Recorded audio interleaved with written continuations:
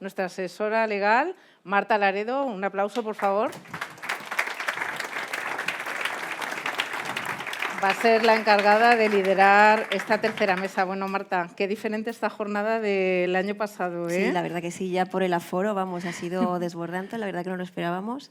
Así que nada, muy contentos, Sí. a ver si despejamos todas las dudas. Sobre todo que es que el año pasado no hubo oportunidad de hacer Congreso Nacional y anduvimos como las vedettes por todas las asociaciones, haciendo kilómetros de tren para arriba, para abajo, aviones. Así y la fue. verdad que es un gusto tener aquí a todo el mundo, ¿verdad? Es verdad. Bueno, pues tu mesa se llama, más que nada, productividad. Digitalizar no es tan complicado. Eso es. Yo creo que ya está la gente más o menos convencida. Bueno, sí, esta mesa redonda, pues lo que vamos a intentar es abordar el mensaje de que digitalizar no es complicado y solamente hay que dar unos pasos y tenemos unos expertos que nos van a guiar por el camino. Seguramente despejen muchas dudas, porque a menudo la palabra digitalización la asociamos con dificultades, grandes proyectos, inversiones elevadas o tecnologías inalcanzables.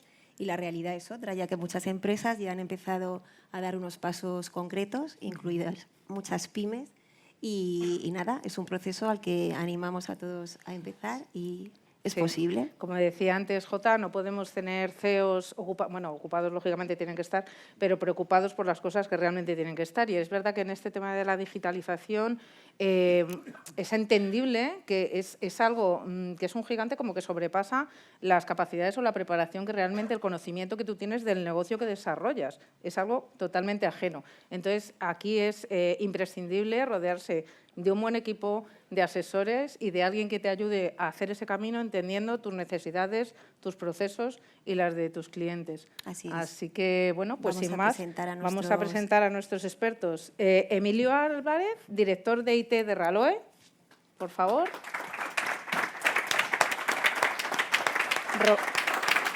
Roberto Pérez, CEO en CETEC Componentes, y Daniel Marroquín, que es responsable técnico de CETEC. Y Pablo Oliete, que es fundador de FOM, experto en Industria 4.0 e IoT.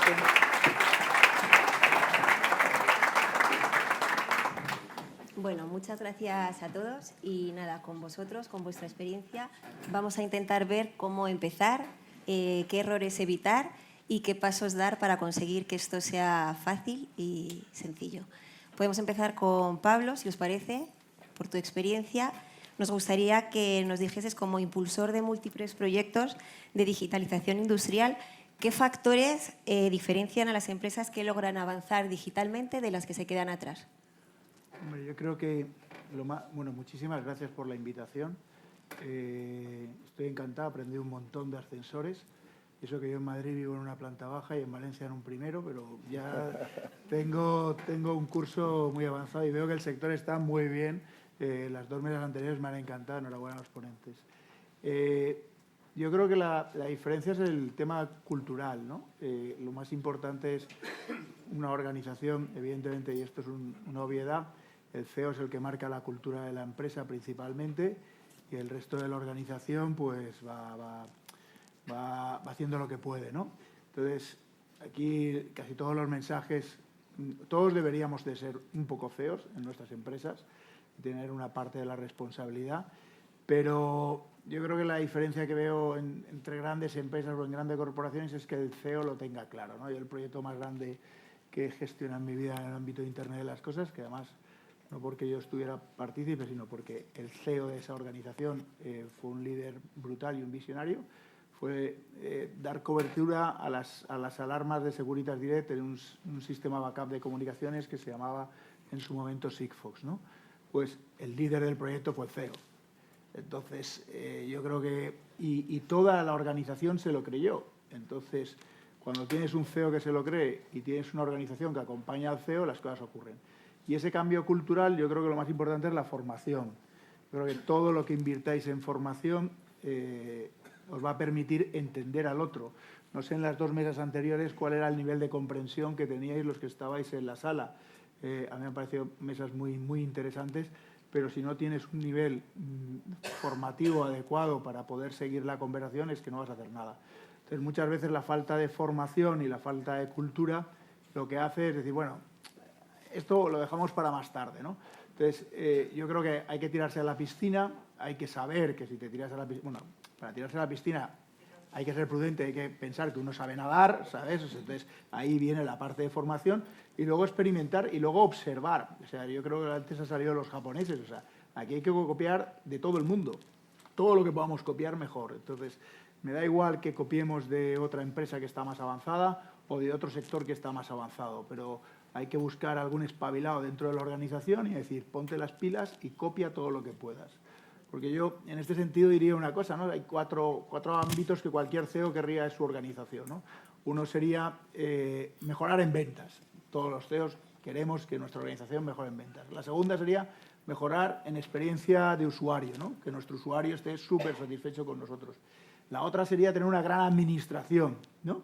Y quizás después de la jornada de hoy, muy volcada en la organización, van a salir aquí muchos CEO motivados y va a decir, ahora la transformación digital. Bueno, pues yo lo que digo es que de las tres primeras, la que interviene en las tres para poder mejorar y transformar una organización es la transformación digital, porque te mejora en ventas, te mejora en experiencia de usuario y te mejora en organización, en procesos organizativos.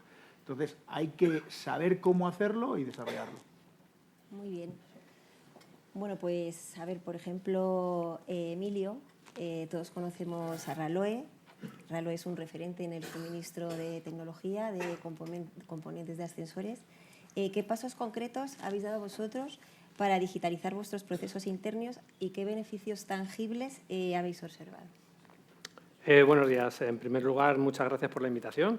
Es un placer estar aquí con todos ustedes. Sí que es verdad que veo el elenco de los asistentes y a veces dices, ¿qué les puedo yo aconsejar, ¿no? Cuando son grandes empresas del sector que su nivel de digitalización está muy avanzado, ¿no?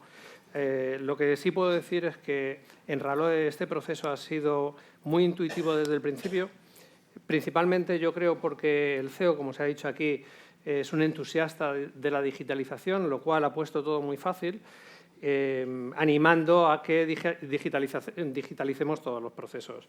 Sin embargo, si contamos con un CEO que no es tan entusiasta, no está todo perdido. Lo único que tenemos que hacer es que sea entusiasta, ¿vale? Y luego ya empieza a fluir todo lo demás.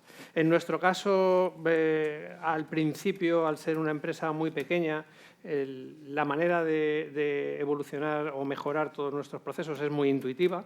No hace falta gran análisis porque, en realidad, cuando tienes todo por hacer, es muy fácil elegir aquellos procesos que deben ser mejorados. A medida que las empresas van creciendo, van evolucionando, van pasando los años, van siendo más complejas, van madurando, esto ya cuesta más hacerlo de manera intuitiva y yo creo que ahora lo que estamos haciendo pues, es llevar esa intuición aterrizada a un método que es un poco de perogrullada, pero básicamente es ser capaz de, primero, enumerar todos los posibles procesos que pueden ser digitalizados. Lógicamente, si no los enumeras y no sabes qué procesos pueden ser digitalizados, difícilmente puedes afrontarlos. Luego, analizarlos, a veces de manera más intuitiva, a veces de manera más cuantitativa. Luego, enfrentarte a la decisión, medir realmente qué proyectos son los que te aportan más resultado con la menor inversión posible. Tengo que decir que en nuestra compañía a veces no los proyectos más caros son los que mejor resultado te han aportado. A veces una idea feliz en un departamento te ahorra más costes que un proceso digitalizado que te parecía que iba a ser una maravilla. Y lo que puedo decir es que eso te lleva a obtener unos beneficios tangibles que son muy evidentes. En primer lugar, la reducción de costes. Optimizar los procesos, digitalizándolos, reduces costes, reduces personal, reduces errores, incrementas costes, incrementas beneficios, creces y consigues una mayor reputación. Que no se ha hablado, yo creo, todo el tiempo de la reputación, pero evitar un error tiene un beneficio posterior, que es la propia reputación.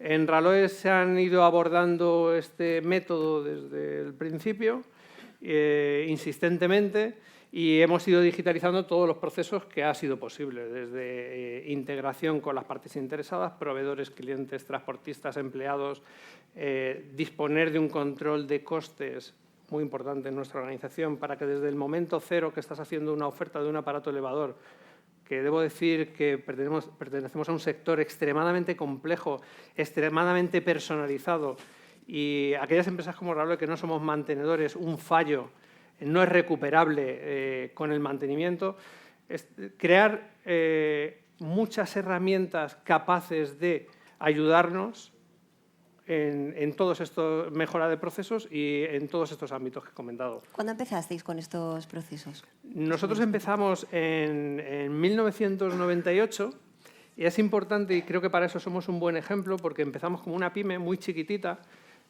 Aquí hay pequeñas empresas, medianas y muy grandes empresas. No todo va a ser aplicable a todos, pero empezamos siendo una pyme muy chiquitita, donde prácticamente éramos pues, 1 o 2 programadores, desarrollábamos el software a medida y ahí impactábamos en esos procesos digitalizando aquellos que eran claves, ¿no?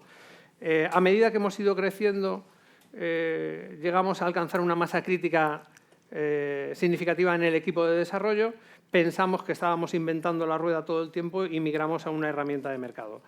¿Qué quiero decir con esto? Lo importante es quedarse con la idea de que no hay una solución única para una empresa. Una empresa es como un organismo vivo que va a ir creciendo, va a ir evolucionando y esa misma empresa le pueden acoplar unas soluciones simplonas en un momento determinado. A medida que este organismo va creciendo y se va haciendo más complejo, esas soluciones a lo mejor no son aplicables. Entonces, realmente yo creo que lo importante es que comprendamos que cada organización tiene que encontrar cuál es su camino y cuál es su solución y no hay una. Fenomenal. Bueno, pues Roberto, Daniel, CETEC trabaja en la integración de sistemas y el control de almacenaje. ¿Podríais compartir algún aspecto concreto de vuestra actividad que haya mejorado la productividad y trazabilidad gracias a una digitalización progresiva? Bueno, sí, nosotros en su momento, de cara hacia el año 2022, tomamos la decisión de partir un poco de esos software hechos a medida, que tú te vas buscando un poco sacar las castañas del fuego en cada día, y ya decidimos adoptar sistemas SAP dentro de la empresa, aun siendo una empresa pequeña, un poco viendo que necesitamos automatización. Pero bueno, el cambio de RP principalmente, o tener un buen RP, el motivo principal es tener información veraz, inmediata, sobre la situación de la empresa. Es decir, sin información los CEOs no podemos tomar decisiones de ninguna manera, ¿no? Entonces, eso era lo primero, el cambio fundamental que tuvimos que realmente tener claro es: vamos a pasar de lo que tenemos a tener ya información real para poder tomar decisiones ya a mayor escala. Posteriormente, pues, evidentemente buscas la productividad y la eficiencia en los procesos.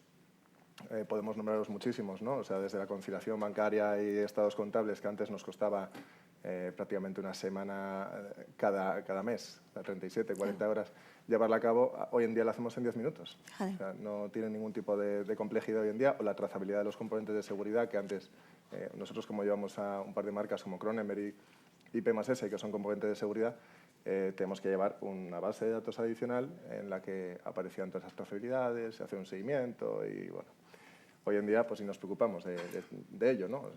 Directamente se hace automáticamente.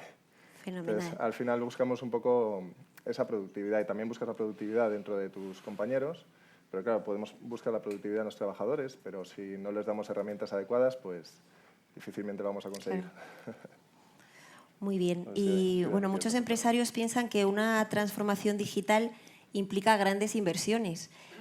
¿Cómo y por qué decidiste iniciar este camino y qué tipo de soluciones escalables recomendaríais para empezar con paso firme? Bueno, es cierto que requiere inversiones muy importantes, pero como la propia palabra indica, son inversiones, no son gastos, ¿no? Que muchas veces tendemos a confundir una palabra con la otra. Entonces, inviertes ¿para qué? Para obtener un mayor rendimiento de lo que estás invirtiendo.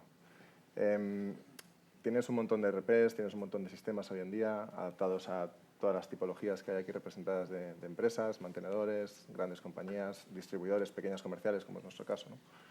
Entonces, lo que hay que hacer es buscar aquel que más se adapte a la necesidad de cada uno, pero sin duda alguna, siendo una mayor o menor inversión, es una inversión que merece la pena. Es una inversión en tu propia compañía y merece merece ser llevada a cabo. Claro que sí. Y además, siendo escalable como es el caso de SAP, ¿verdad? Pues aquí el amigo Dani, que es de otra generación, que ya vienen con otro chip, y los más jóvenes que vienen con otro chip diferente también. Pues bueno, él va haciendo un poco esas automatizaciones y llevando a cabo todos esos procesos de escalabilidad. Sí, o sea, yo soy Daniel, tengo 27 años y como responsable de llevar a cabo estos proyectos para que se lleven a cabo y podamos llegar a esa transformación digital que tanto deseamos, como pyme, como empresa pequeña, de la mano del CEO, de Roberto, yo una vez que entré en la empresa, yo le dije, yo lo que busco son los tiempos. Evitar tiempos innecesarios, como llamo yo, picar datos, o que los trabajadores que forman la empresa eliminen esos trabajos manuales, siempre y cuando se automatice y si tenga una supervisión. En Cetilla hemos llevado a cabo esos procesos, hemos conectado nuestro WooCommerce con nuestro ERP, la trazabilidad es inmediata. Los pedidos, las consultas a los clientes, incluso cuando el horario de oficina ya no está activo, todo eso ha mejorado en la calidad en el servicio que damos al cliente. Además, también, ahora, por ejemplo, eso lo hemos adaptado este año 2024, 2025. Este próximo año 2026 tenemos un montón de procesos, un montón de proyectos, un montón de automatizaciones. Esas automatizaciones van a llevar, por ejemplo, al almacén. Vamos a implementar una aplicación llamada Logistic. Lo vamos a meter en todos los usuarios que tienen en el almacén. Vamos a implementar PDAs, código de barras de esos artículos. Todos esos datos se van a tratar y se van a llevar a cabo ya de una manera automática.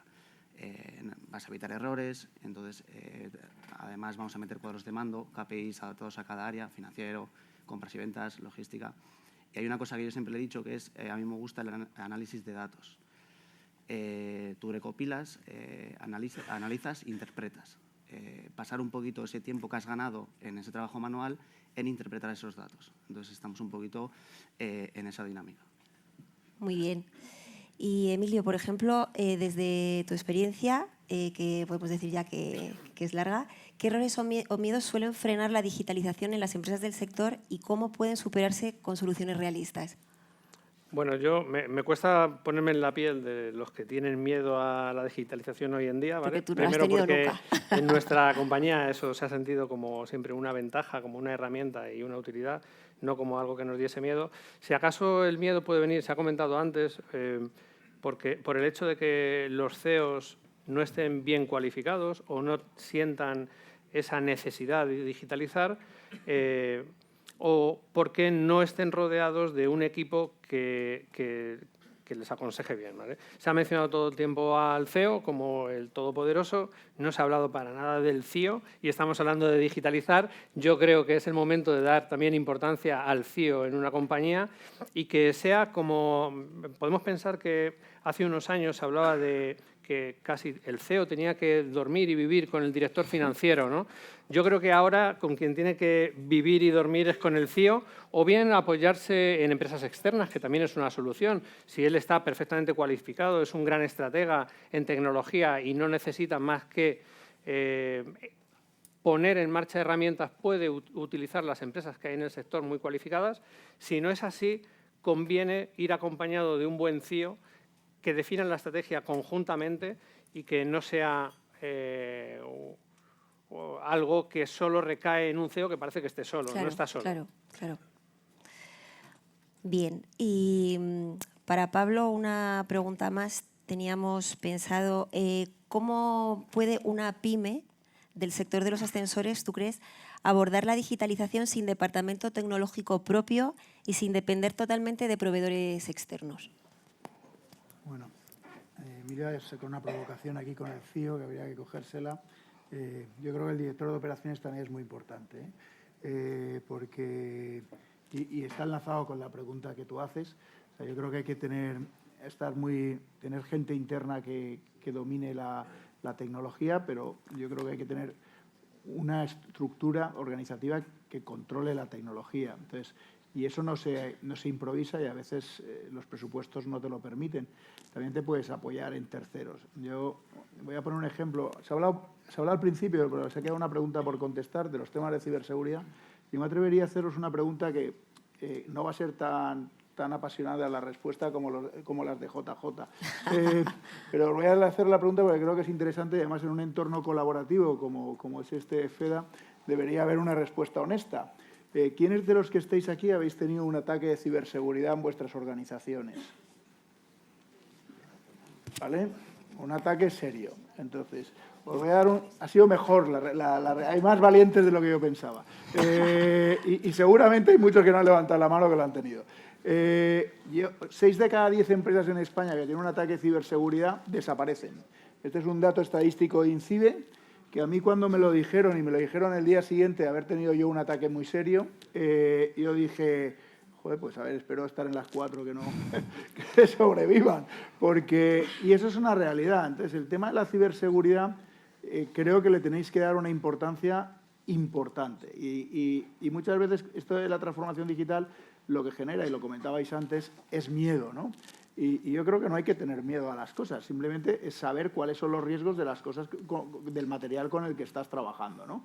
Entonces, necesitas un nivel de asesoramiento, me da igual interno que externo, para cualquier cosa que hagas en el ámbito de ciberseguridad brutal, y lo mejor que le puede ocurrir a una empresa es tener lo antes posible un ataque, porque estar convencidos que si no estáis preparados vais a tener muchos, y hasta que yo en mi caso supuestamente estábamos preparados, ¿vale? Pero hicimos una integración con el ERP, estábamos en una plataforma cloud que pensábamos que era súper segura porque era de un gran operador de telecomunicaciones español, y sin embargo se nos fue todo al traste.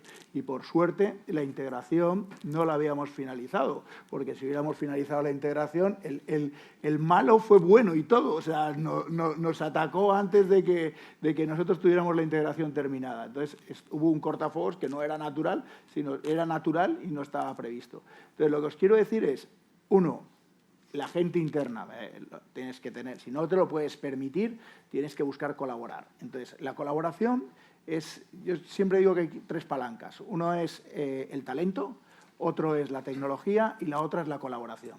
Si tu compañía no se puede permitir contratar determinados perfiles, esa limitación solamente la vas a superar con colaboración. Porque la tecnología está disponible, pero seguramente tú no la conozcas o no sepas quién te la puede dar.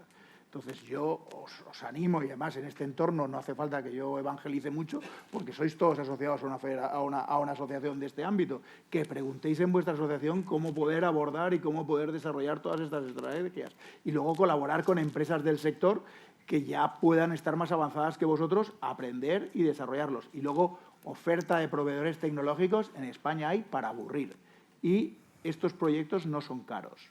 O sea, si sabes elegir, estos proyectos no tienen por qué ser caros. Entonces, formación y colaboración. Muy bien. Y ahora, para pensar un poco ahí en el futuro, qué va a pasar, todo el mundo tiene ahí sus dudas de cómo va a evolucionar esto. Para cualquiera de vosotros, ¿cómo imagináis el sector de los ascensores dentro de 10 años? Si todo esto avanza al nivel que lo está haciendo ahora, ¿cuál es la fotografía que prevéis?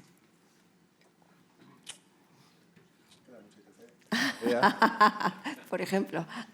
Queda mucho ITC, todavía hay muchos obstáculos para realmente llegar a conseguir que todo esté comunicado entre sí y tal. Yo creo que son muchas empresas, muchas empresas. Todavía se desarrollará, en el caso nuestro, en el caso de Raloe, ¿no? Que decir que sois una referencia, en el caso nuestro somos mucho más chiquititos, pues tendremos que ir a la vía de la digitalización, de la automatización de procesos. O sea, seremos muy ágiles en ese sentido porque tenemos que ajustar costes y tenemos que ganar en capacidad de venta y bueno, pues todo está cambiando. Nuestros clientes cada vez se van jubilando y vendrán otros con otras ideas y entonces, bueno, pues el mercado evolucionará y será más fácil. A nivel de un mantenedor ya es más complicado. A nivel de un fabricante también yo creo que es más complicado, ¿no? El ascensor se sigue teniendo que tener que hacer. Lo que sí, todo lo que sea invertir en mantenimiento predictivo, yo creo que es una muy buena inversión para los mantenedores. Claro que sí. Sí, sí. No sé si ha habido alguna otra pregunta a través del código. Una pregunta en el QR, con lo cual tenéis la oportunidad, si alguien quiere hacer una pregunta a mano alzada en sala, tenemos todavía 5 minutitos para esto. ¿Sí? Ah, mira, fenomenal. Lucía, por favor. Hola, buenos días. Mi pregunta es para Pablo. En este caso, a raíz del comentario que ha hecho respecto del ataque que recibieron, ¿qué medidas adoptaron después del ciberataque diferentes de las que habían hecho hasta la fecha, pensando en que lo tenían recogido y después lo sufrieron? Gracias. Pues es muy interesante la pregunta porque va a ser más morbosa la respuesta. La respuesta es que casi cometemos el mismo error que habíamos cometido la vez que fuimos atacados. Porque inicialmente la dirección en la que buscamos de por dónde era el ataque podría haber sido esa u otra, pero internamente al ser un tema de RP, internamente nuestro responsable de administración decía que la culpa era de la gestoría. Entonces yo decía, la culpa de la gestoría, la verdad es que la gestoría tenía un ataque, entonces no han entrado, no sé qué. Entonces no podías pensar, en ese momento no podías pensar que el problema era del cloud en el que estábamos alojando el RP, que tenía más ataques y estaba súper denunciado. Pero nosotros intentamos ahorrar, porque somos una startup, en esta empresa somos una startup, y entonces intentamos ahorrar la solución, esta es la más barata, no sé qué, lo barato sale caro, ¿vale? Entonces íbamos a repetirlo, íbamos a cambiar determinadas cosas y íbamos a hacer exactamente lo mismo. Y yo, por suerte, tuve una conversación, porque me invitaron a una conferencia por otro tema, la gente de INCIBE, y coincidí con un directivo de INCIBE, le dije, oye, hemos tenido este problema. Me dijo, ¿quién es tu proveedor? Le dije el nombre del proveedor y me dijo, pues si lo vuelves a hacer, volverás a tener el problema poco después. Entonces yo avisé a mi gente y le dije, oye, cambiar el proveedor, vamos a cambiar la historia y vamos a cambiar todo. Y eso fue la solución. Y lo que tienes que hacer es analizar mucho mejor las cosas. Analizar mucho mejor las cosas para ver. Y luego, evidentemente, ahora tenemos una compañía que está haciendo una continua due diligence de nuestra seguridad, de todo lo que está pasando. Ese gasto, antes hablábamos, decíamos si era gasto de inversión y demás. Yo no me imaginaba un mes antes de tener el ataque que mi presupuesto en ciberseguridad hoy iba a ser el que es. Pero tengo claro que si no quiero que la compañía desaparezca, mi presupuesto tiene que ser ese. Espero haberte contestado.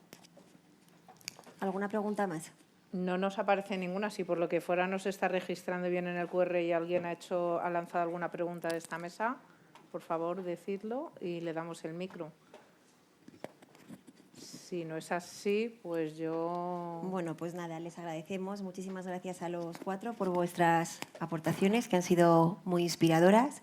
Y nada, hemos comprobado que digitalizar pues, es una meta que no es tan lejana, sino que es un proceso que puede iniciarse con pequeños pasos, automatizando tareas, conectando sistemas, analizando datos o simplemente cambiando la forma en la que gestionamos la información.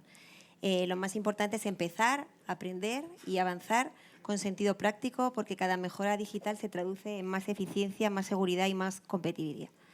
Y desde FEDA, nada, os animamos a todos a dar ese primer paso con la seguridad de que digitalizar no es tan complicado y nada, vamos todos a ello. Muchas gracias.